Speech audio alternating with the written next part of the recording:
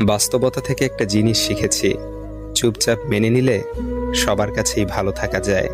কষ্টে থাকা মানুষগুলো সবসময় একটু বেশি হাসিখুশি থাকে কষ্টগুলো লুকানোর জন্য।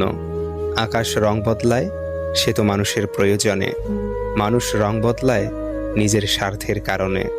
স্বার্থপর মানুষ সব কিছুতেই স্বার্থ খোঁজে, স্বার্থ হাসিল হলে আঘাত করে কেটে পড়ে। কিছু মানুষ চাঁদ এনে দেওয়ার গল্প বলে আকাশটাই কেড়ে নিয়ে যায়। ঋণ পরিশোধ করা যায়, কিন্তু উপকার কোনোদিন শোধ করা যায় না।